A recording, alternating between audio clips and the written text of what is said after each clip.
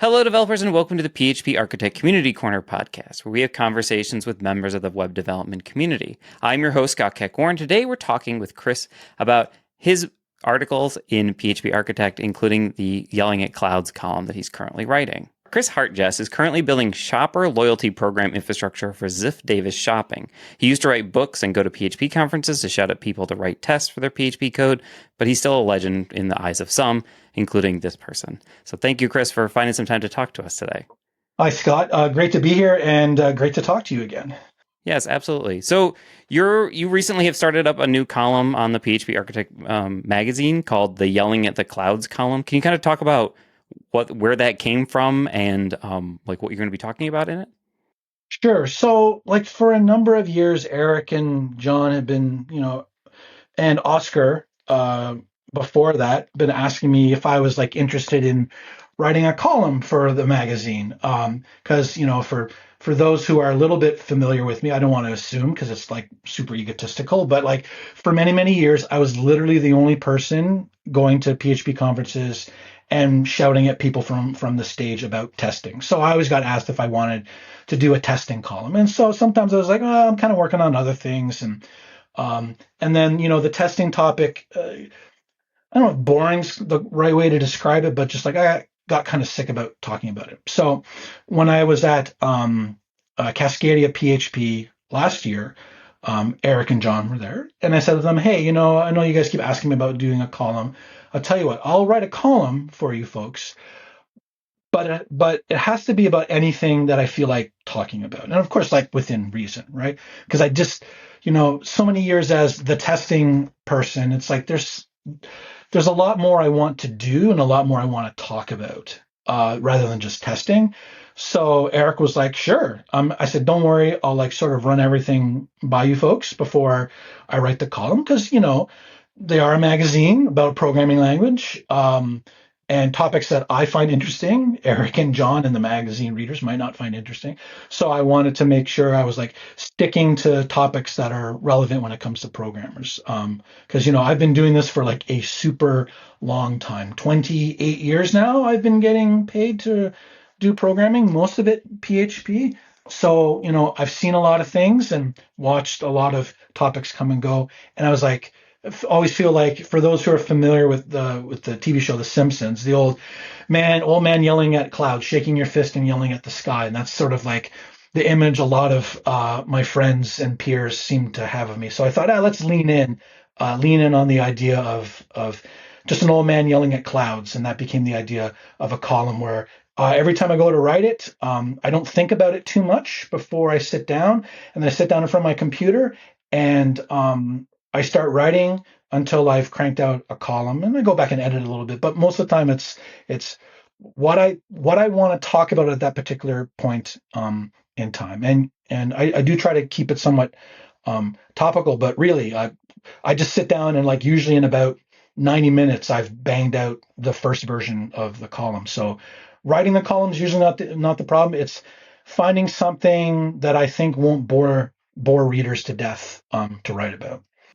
I always find your writing really interesting because you have one of those writing styles where you're I can read your column and be like, oh, I could just see you saying these things. It's very, very not necessarily conversational, but it's very much your tone and your style of speaking, even just coming out of the pages to me when I read your columns. I don't know if that's intentional, but that's kind of that. No, that is 100% intentional. It was with the writing was always like that. With my books was always like that, and with my conference talks, I always wanted to be up there and speaking to people the way I would speak with them if I was sitting at the table or we're having a drink or having food. I mean, probably in person there's more profanity and stuff, but generally speaking, when I'm delivering tech content, what you're reading and what you hear me say, that's how I normally talk. So thank you for the compliment.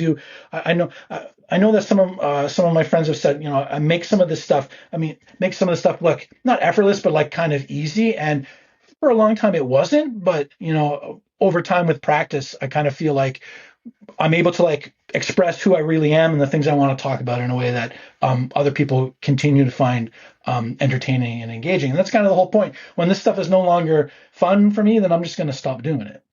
Yeah, and like I'm somewhat earlier in my like content creation like phase of my career, and like that like the thing I always have trouble with is like I can spit out a bunch of stuff and then I end up like revising it to death, and then I'm like, well, this doesn't have my voice anymore. Like I lose like my voice, and so it's really nice to feel like, oh, this is your voice and your thoughts coming very clearly in like everything that I kind of read from you. So it's a very easy read in the magazine every month. It's not something I'm Oh, gonna skip over that's good essentially. to hear.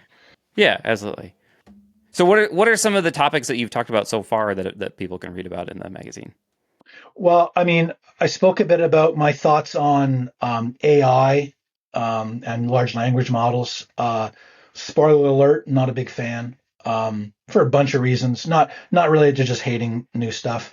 Um, it's kind of weird. Like you'd think I'd remember the columns more, but in many ways, it's kind of like my talks and other stuff. It's like, well, I was there and I delivered it, and I don't go back and read old articles or go back and watch my old um, talks. So I know it sounds weird, but sometimes I forget about the stuff that I've written about. I know the one that I thought about the most that I've wanted to write.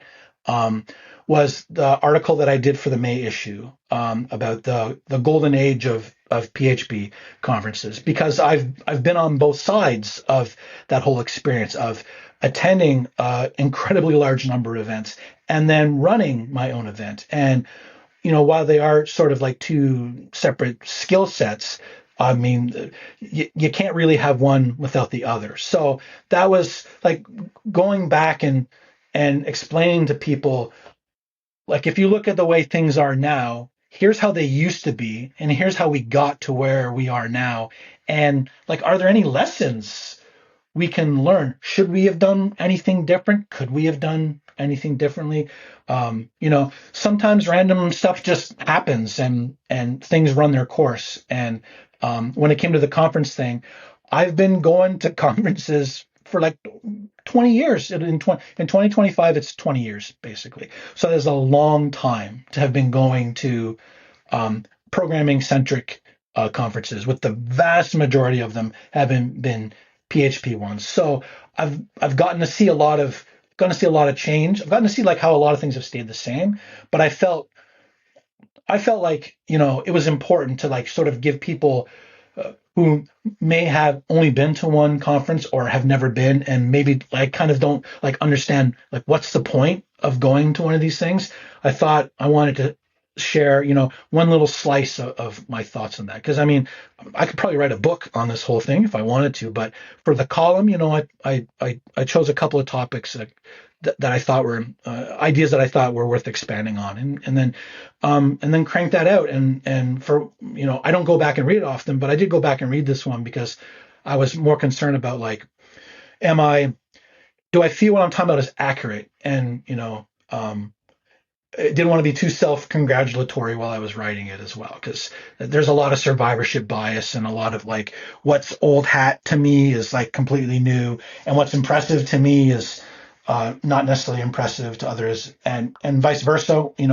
Um, I have a lot of friends, thankfully, who don't work in the tech industry, and I've gotten to hear some very interesting perspectives from them on all the stuff that I've done, and the things that I feel are like mundane or not important, they continue to be like super impressed by. So I wanted to capture some of that feeling with that article to like let people know this whole conference thing has been going on for a super long time, and I was there for what I would consider the golden age of PHP conferences. And so what would you consider the golden age to be? Like what is the kind of the the feeling or the characteristics of that?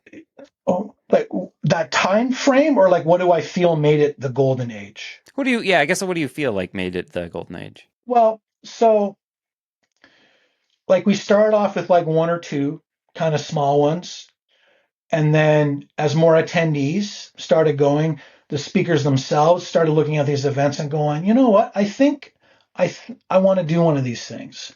Um, Most of the speakers are super highly motivated people who you know I don't know, is leadership quality is the right phrase? I don't know. Maybe it's the wrong thing. But most of the speakers are like, they want to do organizing type things as well. So, because to deliver a talk, I mean, you've been to a lot of conferences, Scott. You can always tell when someone's put in the effort as opposed to mailed it in, right? And so most of the speakers, they want to do a really good job.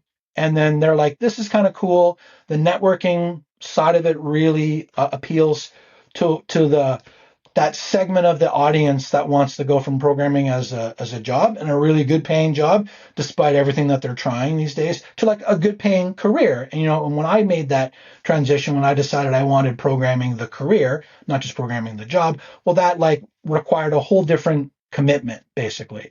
And so to me, the golden age started when we went from one or two large tentpole conferences, and this predates Laravel's rise in the PHP community. So we kind of only had tech and maybe one other one out there, a couple European ones, where we had this big explosion of smaller regional events. We had events in Miami and in the Southeast, and we had more PHP representation at East Coast conferences. And then there was a companion conference for PHP Tech. Then I did my event. Then we had events on the West Coast, and then PHP Tech started moving around. So it was like this golden age where we went from one small event to like an explosion of all these other events and lots of cross pollination and lots of the same people going to these events. Um, and then you could sort of feel like it was running out of steam, and then COVID hit, and that was it.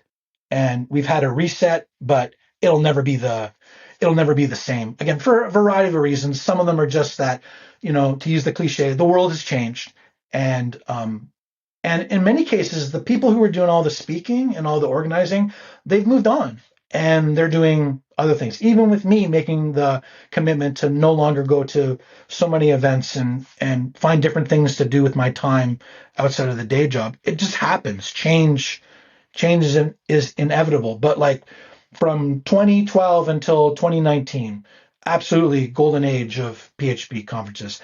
You could for almost you could pick for every quarter there was a PHP conference to go to, and for like 3 years in a row, I basically went to every PHP event that I could figure out how to get to. Once a month, I was getting on a plane to go somewhere, either for work at the time or go to a conference, and that was like 2014, 2015, 2016. That was really, if you want to condense it to those 3 years, that was the height of PHP conferences for me. Anyway, there were so many events, and I had so many good friends I met through my speaking efforts and then running my own conference. Like, what could be cooler than having a bunch of friends you could that you could pay to fly to come and see you and deliver talks that you find interesting and that lots of people got a lot out of. So yeah, I would say that absolute peak, yeah, 15, 16, 17. And then I moved, and then I made some choices about what I wanted to do with my spare time, and that was kind of it for me being super involved with conferences. But yeah, like that peak, it was awesome. All my friends were talking, my friends were running events. It had a big time community feel, and then one event drops out, one organizer moves on, people choose not to speak, people switch jobs and don't work with PHP anymore. And then, like I said, then COVID hit us and just decimated a ton of events and really kind of rewrote the rules for conferences and attendees. And here in the early part of, well, I guess we're almost in mid 2025. Circumstances in a specific country have made things super difficult for a lot of people who want to do conference stuff again. So again, the rules are being rewritten, and change is the one constant. So Yep, absolutely. So, and I'm lucky enough I have access to like the articles before they're published, but this is going to come out after it should be published theoretically. So it is a good read. It was an enjoyable read. So I highly recommend it for everybody.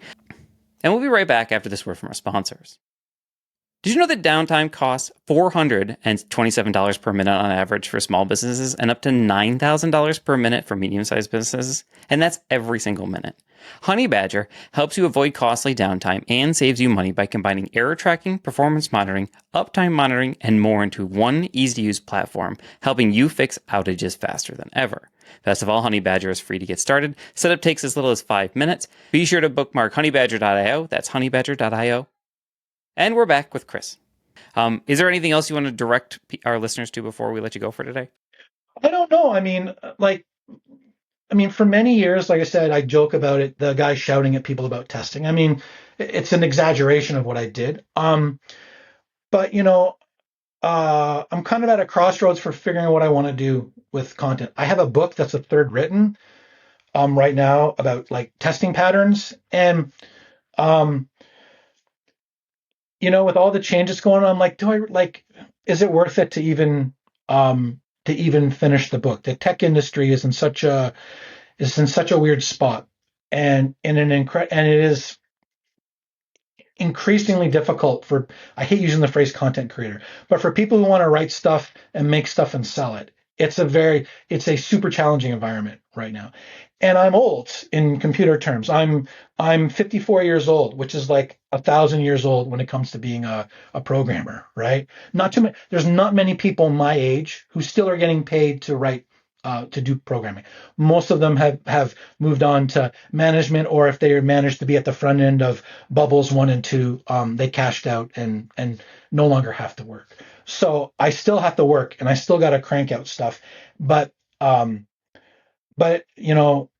tired, and I'm wondering, like, as long as we have this situation where like a lot of what people do in the education and training space right now, because again, I don't want to rant, is like being severely devalued, and it makes me question, like, do I want to continue making stuff, knowing that the job is now twice as hard, 3 times as hard as it used to be. I never had a problem with my old books, writing them and marketing them and doing all that work. It was, my favorite topic is me, as I like to joke. So that made it pretty easy, but like the struggle is really hard. And I feel for other people who are going through the same thing. I'm sure the magazine's no different. I'm deciding what I want to do. I probably should just finish that book, but it's baseball season, so I prefer to watch the Blue Jays frustrate me greatly. And then when the season's over, I'll probably go back and crank out the rest of the book and try to get that done. Get that done by the end of the year, and then see if John and Eric want to publish that one like they published my previous book. Yeah, I'd be interested in seeing that too, because like I'm big on like the pattern. Like there's some unit testing book that you suggested, and it's, do I have it here? Oh yeah, I do. It's like this X unit test. Oops, you can't see it, and it's enormous. Yeah, and while that's a great resource, like it's great to read. It's great to flip through if you're trying to fall asleep, and also I think what to make a book and the concepts, and I draw on a lot of those concepts in my latest book, is like you need to like provide people with some examples, and with examples that go beyond the traditional FizzBuzz. How do I write tests for FizzBuzz? Or like, how do I write a Roman numeral to base 10 number conversion thing? Those are like good practice things, but the biggest obstacle, of course, with the testing stuff is always, how do I take what I've learned and get it working with my own stuff? So this was a different approach. I felt like saying, how does X work in testing? Like what's, not to spoil the book too much, but stuff like what's a mock, and how do I build data providers, and other questions that are like super legit, like how should I organize my tests? Where should my test code live? What's a valuable test and what isn't a valuable test? And those are like second and third order questions from the first question of like, how do I write tests? Because I've said this before. It's never going to be any harder than it is today to write tests. All the tools are there. I remember when there was nothing, and you had to figure out all this stuff on your own, or rely on people giving you access to like extreme alpha or beta versions, or having to dip into source code to figure out to do things. Now in the PHP community, it's so easy to write tests if you really want to do them. And I get lots of pressure on people to crank stuff out, and testing is the first thing to be thrown out the window if you don't have the ability to enforce having tests just as part of your workflow. So that part I get. I'm not so ignorant that I'm like, oh, you're like an unprofessional person for not doing the tests. But like, we can do tests. It's way easier now than it's ever been. And I needed to switch from evangelizing about you should be writing tests to saying, well, if you want to write tests, I can help you figure out the stuff that you might be getting stuck on. Because anytime I look at this stuff, it's always stunning to me how much I've just internalized and taken for granted that has to be taught to other people to allow them to like get down the same path. I mean, never as good as me, of course, but like to get down that path of like how do I make tests like a first class part of my development experience, and how do I write tests that have value? Because that's really, at the end of the day, that's always what I've been wanting to tell people. All this testing stuff helped me. It helped me build my career, which is like a nice secondary thing. But like it really does solve a bunch of problems that you're going to face on long running projects that require lots of changes, and you want to be able to like make those changes, knowing that you can go home at the end of the day and not be there until like midnight trying to figure out what's going on. Yeah, absolutely. So people are looking for like updates on like when that comes out. Like, should we send them to like your website or? Yeah, once I get a land, I feel like once I get maybe about halfway done with it, I may, because initially I'm gonna do the initial version through LeanPub, which is like a self-publishing platform that I've dealt with for years now.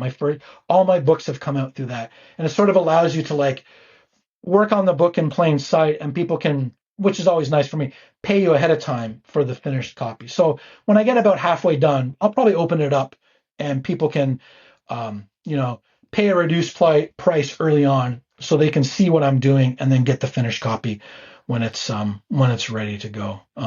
But yeah, not quite at the point where I can share stuff yet. Just not enough is done, and like I said, it's baseball season, which means I'll be spending most of my evenings shouting at the Blue Jays until whenever they fall out of playoff contention, which they're not that great this year. So probably by the beginning of September, the writing will be on the wall, and then I can start concentrating on other stuff. Yeah, well, I'm looking forward to it. I'm looking forward to like that's I'm always looking for testing books. So, and thank you for finding time to talk to us. No, awesome. Always happy to talk with you, Scott. I have to say another heartfelt thank you to Chris for all of his time and all of you as well for listening. If you're not already a subscriber, make sure you subscribe with whatever your preferred method is so you can get the episodes when they're released. Maybe share this post with a coworker so they can learn about what we're doing at the magazine. His podcast is available both in an audio version on the PHP Architect website as well as a video version on our YouTube channel. This is Scott Keck-Warren for the PHP Architect Community Corner signing off, and reminding you to keep listening, keep coding, and keep reading.